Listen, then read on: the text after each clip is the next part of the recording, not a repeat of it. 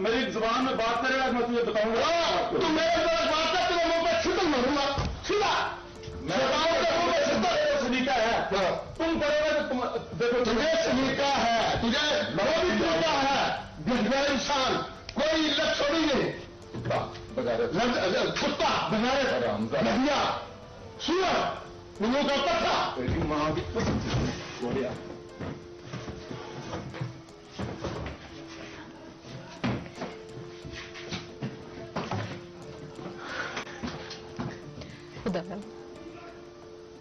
उठा ले रे देवा, उठा ले रे बाबा, मुझे अमीर को नहीं रे, ये दो गरीबों को उठा। तो इमरान खान को डायरेक्ट ये वार्निंग थी, शहबाज तिजारत बिजनेस खत्म है, इकोनॉमी तबाह हाल है। ये हाल है कि भारत की एक कंपनी है रिलायंस, उसका एक साल का प्रॉफिट $100 बिलियन है, एक साल का। इतने में तो आप पाकिस्तान पूरा खरीद लें। 2022 में पाकिस्तान टूट जाएगा या कुछ हो जाएगा, लेकिन बहरहाल इस वक्त पाकिस्तान, खास तौर पे पाकिस्तान की जो टेररिस्ट आर्मी है वो ज़बरदस्त मुश्किलात का शिकार है और इसके हालात दिन ब दिन बिगड़ते जा रहे हैं। एक प्रोग्राम में देख रहा था परसों, उसमें एक भाई साहब कह रहे थे कि पाकिस्तान आर्मी की इमेज को और ISI की इमेज को इतना नुकसान भारत ने 75 साल में नहीं पहुंचाया जितना इमरान खान ने इन 4-5 हफ्तों में पहुंचा दिया है। जिसमें वजीर आजम जो शब-ए-खून मारने के बाद जब बनना था, उससे पहले इस शख्स ने बयान दिया था कि अगर ये जो मरासला है ये सच साबित हो जाए तो मैं इमरान खान के साथ खड़ा हो जाऊंगा। दूसरी दफा इस शख्स ने जब वजीर आजम बना है और अपनी तकरीर कर रहा था तो उसको कहा था कि अगर ये मरासला सच्चा साबित हो जाए और उसमें धमकी का अंतर साबित हो जाए तो मैं जिसका कहता है मैं इस्तीफा दे दूंगा। तो ये तो झूठों का टब्बर है, पूरा शरीफों का टब्बर ही झूठों का है।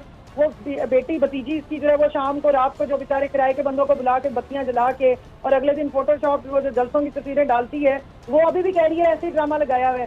तो ये मरासला इनके हवासों पे छाया हुआ है।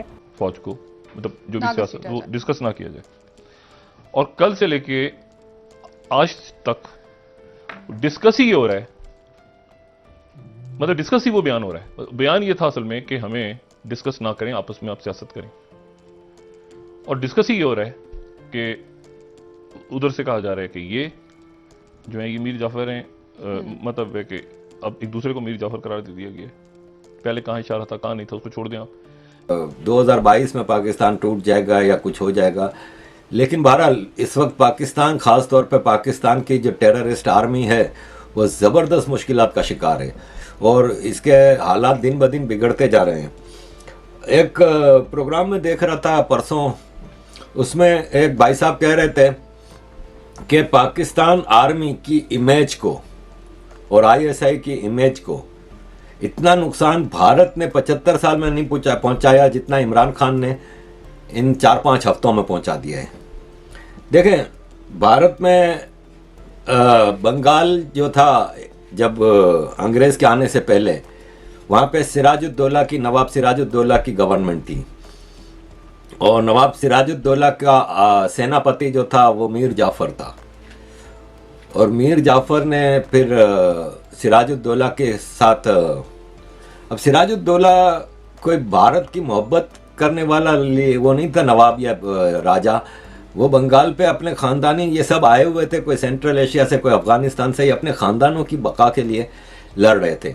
कि इमरान खान अपनी जमात को पहले से भी ज्यादा मुनज़्ज़म करके इलेक्शन में जाने की तैयारियां कर रहे हैं। अच्छा, जैसा कि इमरान खान बड़े बड़े जलसे करके अपनी भरपूर अवामी ताकत का मुजाहिरा करके मुखालिफिन की नींदें हराम कर रहे हैं, वहीं पे वो शहबाज शरीफ पर ताबड़तोड़ हमले भी कर रहे हैं। वो कह रहे हैं कि पाकिस्तानी कौम कभी बैरूनी साजिश के तहत मुसल्लत की गई हुकूमत को तस्लीम नहीं करेगी। पाकिस्तान की मुंतखब हुकूमत को साजिश करके हटाया गया। इस साजिश में मुकामी जो मीर जाफर हैं, मीर सादिक हैं, उन्होंने उनका साथ दिया। शहबाज शरीफ कहते हैं कि कपड़े बेचकर गंदम की कीमत कम करेंगे। मैं कहता हूँ शहबाज शरीफ ड्रामे बंद करें, कौम का लूटा हुआ पैसा वापस करें, चीजों की कीमत खुद कम हो जाएगी। ये जो आपने बात की ना कि ये कल ISPR की एक प्रेस रिलीज आई थी, और प्रेस रिलीज जो थी वो गालिबन ये थी कि फौज को सियासी मामला से दूर रखा जाए और सियासत में फौज को मतलब जो भी ना सियासत घसीटा वो जाए। डिस्कस ना किया जाए। और कल से लेके आज तक डिस्कस ही हो रहा है, मतलब डिस्कस ही वो बयान हो रहा है। बयान ये था असल में कि हमें डिस्कस ना करें, आपस में आप सियासत करें। और डिस्कस ही हो रहा है कि उधर से कहा जा रहा है कि ये जो है ये मीर जाफर हैं, मतलब है कि अब एक दूसरे को मीर जाफर करार दे दिया गया है। पहले कहाँ इशारा था, कहाँ नहीं था, उसको छोड़ दें आप। उनको ना उनकी वो ऑडियोज और वीडियोज दोबारा निकाल के ना सोशल मीडिया याद करा दे, आपके तवज्जुह से कह रही हूँ, जिसमें वजीर आजम जो शब-ए-खून मारने के बाद जो बनना था उससे पहले इस शख्स ने बयान दिया था कि अगर ये जो मरासला है ये सच साबित हो जाए तो मैं इमरान खान के साथ खड़ा हो जाऊंगा। दूसरी दफा इस शख्स ने जब वजीर आजम बना है और अपनी तकरीर कर रहा था तो उसको कहा था कि अगर ये मरासला सच्चा साबित हो जाए और उसमें धमकी का अंतर साबित हो जाए तो मैं जिसका कहता है मैं इस्तीफा दे दूंगा। तो ये तो झूठों का टब्बर है, पूरा शरीफों का टब्बर ही झूठों का है। वो बेटी भतीजी इसकी जो है वो शाम को रात को जो बेचारे किराए के बंदों को बुला के बत्तियां जला के और अगले दिन फोटोशॉप वो जो जलसों की तस्वीरें डालती है वो अभी भी कह रही है ऐसे ड्रामा लगाया हुआ है। तो ये मरासला इनके हवासों पे छाया हुआ है। हम रूस से 20 लाख टन गंदम हासिल करना चाहते थे, हम रूस से 20% कम रेट पर पेट्रोल और डीजल हासिल करना चाहते थे। अब इमरान खान हुकूमत के जो जाबिराना और आमिराना तर्ज है वो अपनाने के बावजूद अपने अज़म और हौसले को बुलंद किए हुए हैं। तभी तो इमरान खान अपने मुखालिफिन को पैगाम दे रहे हैं कि वो जितनी मर्जी कोशिश कर लें, जितने मर्जी जो हैं वो कंटेनर खड़े कर लें, 20 लाख लोगों का समंदर हर सूरत इस्लामाबाद आएगा। और यही वजह है कि हुकूमत बुखलाहट का शिकार होकर अब इमरान खान के गिर घेरा तंग करने की कोशिश कर रही है। लेकिन अब उधर से ये मीर जाफर हैं, ये मीर जाफर हैं, ये मीर सादिक हैं, ये मीर सादिक हैं। और किसी सूरत में अदारों को फौज के बारे में जो है वो बात करने की इजाज़त नहीं दी जाएगी। वो कह रहे हैं हम भी इजाज़त नहीं देंगे। शहबाज शरीफ साहब ने आज जो खिताब किया उसमें भी उनका यही था कि हम इजाज़त नहीं देंगे। सवाल ये कि इजाज़त कोई मांग रहा है? इमरान खान कह रहे हैं इनको इजाज़त नहीं देंगे। क्या वो इजाज़त मांग रहे हैं?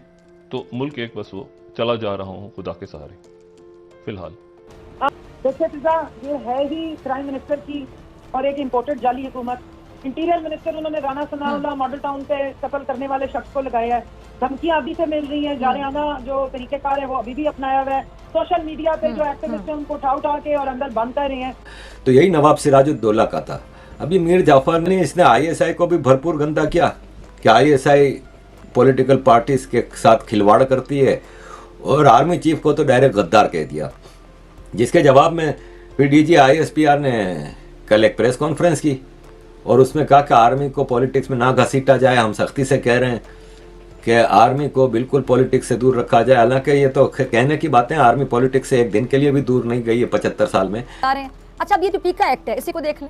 नून लीग इस एक्ट को मीडिया और सहाफियों के गले का फंदा करार देती थी, ऐसा ही है ना। लेकिन आज सितम देखिए कि इस एक्ट को हुकूमत के खिलाफ बोलने वाले सहाफियों के खिलाफ इस्तेमाल किया जा रहा है। उसी एक्ट को जिसके बारे में पहले क्या राय थी इनकी, अब शहबाज शरीफ की क़यादत में नून लीग हुकूमत ने सहाफियों के खिलाफ इंतकामी कार्रवाइयां शुरू कर दी हैं। मारूफ सहाफी समी इब्राहिम साहब के खिलाफ FIA ने तफ्तीश का आगाज कर दिया है। तो इमरान खान को डायरेक्ट ये वार्निंग थी, शहबाज तिजारत बिजनेस खत्म है, इकोनॉमी तबाहाल है। ये हाल है कि भारत की एक कंपनी है रिलायंस, उसका एक साल का प्रॉफिट $100 बिलियन है, एक साल का। इतने में तो आप पाकिस्तान पूरा खरीद लें।